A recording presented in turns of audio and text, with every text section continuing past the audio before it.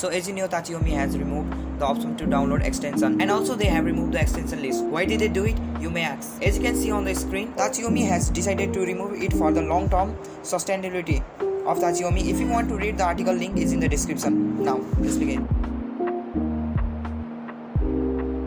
As you can see, there is no extension list. Go on my YouTube channel and click on this video. Shake like a.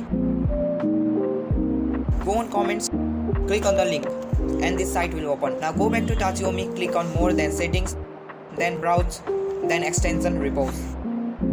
Now go back to that site, click on add to Tachiyomi. The app will open and add extension repo automatically. Now go to browse, then on extension reload. That's it for the video.